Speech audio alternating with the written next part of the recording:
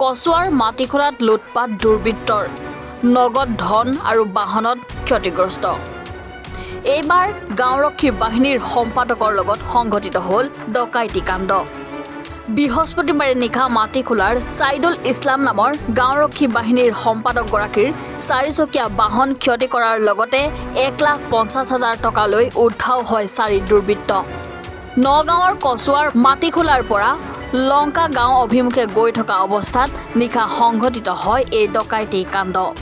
4 দুৰ্বৃত্তৰ 2জনক ইতিমধ্যে চিনাক্ত কৰিছে যদিও বৰ্তমানলৈকে কৰায়ত্ব কৰিবলৈ সক্ষম হোৱা নাই আৰক্ষীয়ে। ধৃত ডকাইত দুটা ক্ৰমে নাৰায়ণ দাস আৰু শিৱ দাস। আনহাতে নাৰায়ণ দাস পূৰ্বৰে পৰা ডকাইতি কাণ্ডৰ লগত জড়িত থকাৰ অভিযোগ কৰিছে স্থানীয় ৰাইজে। তাৰিখে সন্ধিয়া প্ৰায় 7মান বজাত চৈদুলে লংকা গাঁৱৰ হৰি মন্দিৰৰ কাষৰ পৰা ফোন এটা কৰিছে। তাতে আমি চাহ দোকানত বহি আছিলোঁ। আমাৰ নিৰ্মল বৰা, মই, কুখেন, এনেকৈ ৰমেন, এনেকৈ 4-5জনমান মানে বহি পেলাই আমি চাহ খাই আছোঁ। তেতিয়া সি মানে মোবাইলটোত শুনি আছোঁ, গাড়ীখনত তাৰ ধাম ধাম এটা আৱাজ মানে শুনি আছোঁ আমি। তাৰপাছত কৈছে ধোঁৱাটো মাহকচোন। গ'লোঁ, গৈ পেলাই আমি পোৱাৰ আগত অৱশ্যে মানুহজনক দেখা নাই, তেওঁক সুধিছোঁ যে হেৰি তোমাৰ গাড়ীত কোনে মাৰিছে। তেতিয়া তেওঁ ক'লে যে সৰুপোনাৰ পিতেকে মোৰ গাড়ীখনত মাৰিছে আৰু মোৰ পৰা পইচা লৈ গৈছে। কিন্তু আমি গৈ সৰুপোনাৰ পিতেকক পোৱা নাই। তাৰপাছত তাৰ পৰা আমি গোটেইকেইজন মানুহ একেলগে আহি আছোঁ। বোলো কেনি গ'ল, যিটো ৰাস্তাৰে আহি আছে সেইটো ৰাস্তাৰে আমিও আহিলোঁ। আহি পেলাই আমি পানী বজাৰ পালোঁহি।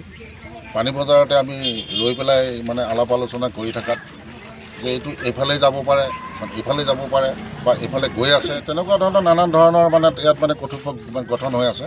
তাৰপাছত শুনিছোঁ এটা ইফালেদি মানুহ দৌৰি গৈ আছে।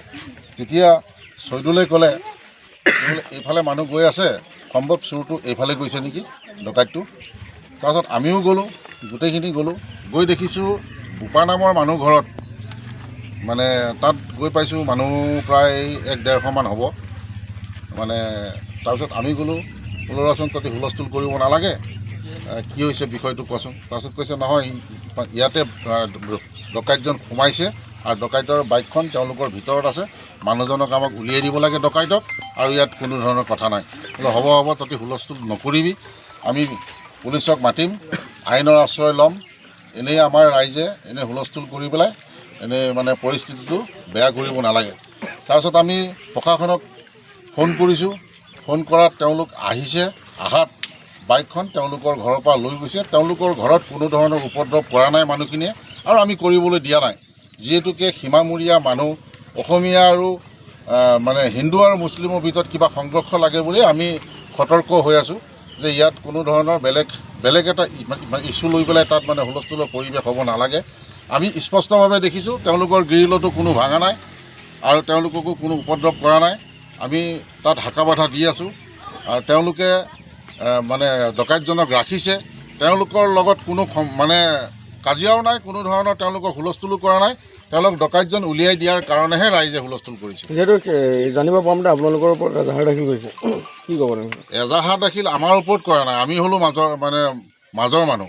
চৈদুলৰ ওপৰত আৰু কাৰ ওপৰত মানে তেওঁলোকে মানে এজাহাৰ কৰিছে। কিন্তু আচলতে 2-3জনৰ ঘটনা নহয়, তাততো আৰু 200-300 মানুহ তাত আছে যে কোনোবা 2জনক টাৰ্গেট কৰি দিয়াটোতো এইটো তেওঁলোকৰ মানে ভুল হৈছে। কি ক'ব এই সময়ত প্ৰশাসনক, কি ক'ব এই ক্ষেত্ৰত? প্ৰশাসনক আমি এইটোকে ক'ম যে এজন VDP হৈ পেলাই তেওঁলোক মানে প্ৰশাসনৰ প্ৰশাসন, গাঁৱলীয়া মানে প্ৰশাসন, তেওঁলোকক যদি সুৰক্ষা দিব নোৱাৰে, তেনেহ'লে অনাগত দিনত তেওঁলোকেতো আৰু মানুহক ধৰি পেলাই বা কিবা এটা কৰি মানে কৰিবৰ কোনো একশ্যন মানে ল'ব নোৱাৰিব। গতিকে প্ৰশাসনক এইটোৱে অনুৰোধ জনাওঁ যে তেওঁলোকৰ লগৰ মানুহক যদি এনেকুৱা অপদস্থ কৰাৰ পাছত কোনো ধৰণৰ একশ্যন নহয়, তেনেহ'লে এইটো ব্যৰ্থ প্ৰশাসন বুলি আমি মানে ক'বলৈ বাধ্য হ'ব লাগিব। যিহেতুকে সুৰক্ষা যদি নহয়, তেনেহ'লে তেওঁলোকেতো আৰু মানে কিবা কয় প্ৰশাসনৰ মানে কামত মানে তেওঁলোকে সহায় কৰিব নোৱাৰিব। ঘটনাটো কি হৈছে মানে আমি সেইদিনাখন স্পটত নাই বাৰু, তথাপিও আৰক্ষী যেতিয়া আমাক ফোন কৰে বা আৰক্ষীৰ লগত যেতিয়া আমি আহোঁ, তেতিয়া ঘটনাৰ তদন্তটো আৰক্ষীয়ে চাইছে যে ঘটনাটো ৰিয়েল, যে ঘটনাটো কেনেকুৱা ৰিয়েল মানে ছাৰে মোক সুধিছে যে হয়নে নহয় চাইদুলক সোধক। কিন্তু মই চাইদুলক সোধাৰ পাছত চাইদুলে কৈছে যে তেওঁ আপোনাৰ এই পানী বজাৰৰ পৰা গৈ থাকোঁতে ভাইটি অকণমান ছাইড দিয়া বুলি মানে কৈছিলে। কোৱাৰ পাছত তেওঁ গাড়ীখন লৈ গুচি গ'ল। যাওঁতে সেইখিনিলৈকে একো নাই, গৈ পেলাই সেই ল'ৰাজনে বোলে দুখন বাইকেদি গৈ 4জন ল'ৰাই গৈ পেলাই বোলে হেৰিত আপোনাৰ এই নামঘৰৰ ওচৰত লংকাগাঁৱৰ নামঘৰৰ ওচৰত মানে তেওঁ গাড়ীখন মানে গোৰ মাৰিছে, পদস্থ কৰিছে তেখেতক। আৰু তাৰপিছত আগভেটা দি পেলাই যেতিয়া হেৰি কৰিছে, তাৰপিছত ওচৰ চুবুৰীয়া মানুহে গম পাই পেলাই ওলাই আহি পেলাই বোলে ৰাইজ গোট খাই গ'ল। গোট খাওঁতে কোনে ক'ত কি কৰিলে এই বিষয়টো তদন্ত কৰিবৰ কাৰণে তেতিয়া গম পাইছে যে এইটো কি আছিলে গোপাল নাথ নে কি, বোপা দাসৰ ল'ৰাটো আছিল বুলি তেতিয়া বোলে কোৱাত আৰু নাৰায়ণ দাস আছিল। তাৰপাছত বোলে আপোনাৰ সেই বোপা দাসৰ ঘৰলৈ এই গোটেই ৰাইজ গ'ল। সেই ঘটনাটো কি আমি চাব লগা আছে সেই বুলি কওঁতে বোলে তাত মানুহখিনি উপস্থিত হ'ল। সেই ইমানখিনিয়ে মই জানিছোঁ। তাৰপাছত আপোনাৰ বাইকখন পুলিচ অহাৰ পাছত বাইকখন লৈ গৈছে ছাৰ পুলিচে। যিহেতু আপোনালোকে তাৰিখে নিশা সন্ধিয়া 7টামান বজাত মই লংকাগাঁও তিনিআলি গৈ আছিলোঁ মোৰ 4 চকা বাহন লৈ। পানী বজাৰতে মোক দেখি সিহঁতে টাৰ্গেট কৰিছে। মই ইমান ভবা নাই। লংকাগাঁও তিনিআলি পোৱাৰ 100 মিটাৰমান আগত নামঘৰ আৰু LP স্কুলৰ ফিল্ডৰ ওচৰত এটা বাইকেৰে গৈ মোক আগচি ধৰি মোৰ 4 চকা বাহনখনত মাৰধৰ কৰি টকা 1.5 লাখ আছিলে ডকাতি কৰিলে। ইয়াৰ পিছত আমি ফোনে যোগাযোগ হোৱাতে পানী বজাৰত আহিছোঁ। বৃহৎ আমাৰ গাঁৱৰ ৰাইজ ওলাই ডকাইতখন ইফালে গৈছে বুলি আমি পিছা কৰি বোপা দাস নামৰ মানুহজনৰ ঘৰত গৈছোঁ। সেই ডকাইতজন ঘৰৰ ভিতৰতে বাইকখন থৈ পিছফালে দৰ্জাৰেদি পলায়ন কৰিছে। আমি ৰাইজক গৈ সান্তনা হিচাপত দি ঘৰত আমাক বোপা দাসৰ ৱাইফে মাতি নিছে মোক আৰু লোহিত বৰাক। মোৰ ঘৰত নাই, চোৰটো পিছফালেদি পলাই গ'ল। আপোনালোকে ৰাইজৰ মানুহক সান্তনা কৰক। ৰাইজে কৈ আছে আমাক ডকাইতটো ওলাই দিয়ক, আপোনাৰ ঘৰত আহি সোমাইছে। এতিয়া যোৱাকালি তেওঁ এটা নিউজ কৰিছে যে তেওঁ বোলে ল'ৰাটোক চিনি নাপায় আৰু তেওঁৰ এই বোপা দাসৰ ভাগিন হয় ল'ৰাটো, আৰু সেইটোৰ লগত তেওঁৰ ল'ৰাটোও জড়িত আছে, শিৱ দাস বুলি নাম। আমি 4জন আসামী দি এজাহাৰ কচুৱা থানাত আমি গোচৰ ৰুজু কৰিছোঁ। আৰক্ষী পিছদিনাখন আহিছে, তদন্তও কৰিছে। তদন্ত কৰি যোৱাৰ পিছত আমাক কৈছে যে ল'ৰাটোৰ মোবাইল দিব, ক'ত আছে আমি মোবাইল ট্ৰেক কৰি হ'লেও মানে আসামী ধৰিম। আমাৰ এই ডকাতি চক্ৰটো আজি বহুত দিন ধৰি ইয়াত চলি আছে, আমি কিন্তু ধৰিব নোৱাৰোঁ। আমি গাঁওৰক্ষী বাহিনীৰ মই BDBৰ সম্পাদক হওঁ। আমাৰ BDBৰ সভাপতি আছে আপোনাৰ কচুৱা তিনিআলিৰ কাৰ্তিক দেৱ নামৰ মানুহজন। তেওঁ আমাৰ নামতে ভুৱা গোচৰখন লিখি দিয়ে। তেওঁক মই সম্পূৰ্ণ কথাবিলাক অৱগত কৰোঁ। কৰাৰ পিছতো আমাক একো মানে তেওঁ একশ্যন নোলোৱাতে থানাত আমাৰ নামত গোচৰখন এই কাৰ্তিক নামৰ দেৱ মানুহজনে লিখি দিয়ে। সেইটো কাৰণে আমি মানে বৃহৎ ব্যৱস্থা বিচাৰি আছোঁ। এনেকুৱা এটা মানে আপোনাৰ ক্ৰিমিনেল চক্ৰ ইয়াত মানে সংগ্ৰহ হৈ আছে। 60জন মানুহ সিহঁতৰ পাৰ্টিত আছে বুলি আমাক ফোন কলতো ভাবুকি দিছে মোক এবছৰৰ ভিতৰত মাৰি পেলাব। সেই ৰেকৰ্ডিংসহ আমাৰ তাত আছে। আৰু সেইটো ঘৰত একো হাই হুলস্থুল হোৱা নাই মোৰ লগত। আৰু মানে লোহিত বৰা আছিলে, ৰমন বৰদলৈ আছিলে, নিৰ্মল বৰা আছিলে, তেওঁলোককো দুখাৰ সোধক। মানুহজনে মিছা এটা ফেক নিউজ আমাৰ নামত এই যোৱাকালি ৰাতি শুনাইছে।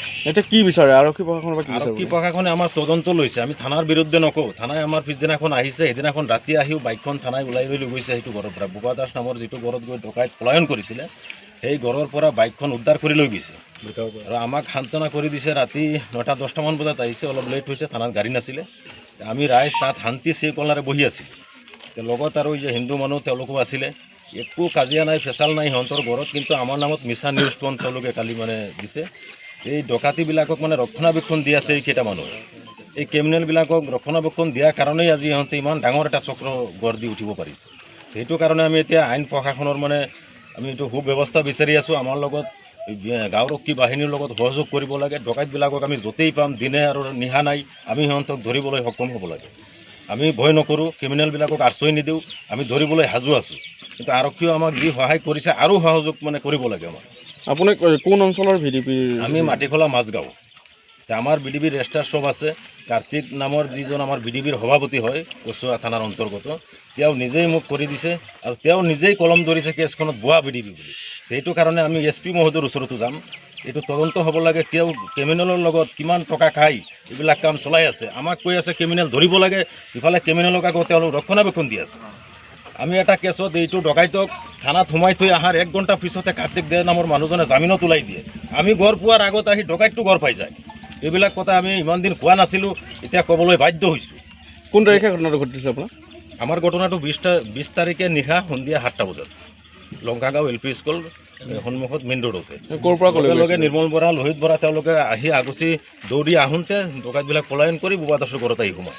ইয়াতে গৈ ৰাইজে গ্ৰাউণ্ড কৰাৰ পিছত এই ডকাইতটো আমি পোৱা নাই, কিন্তু ডকাইতৰ বাইকখন উদ্ধাৰ কৰি আমি থানাত চমজি দিলোঁ।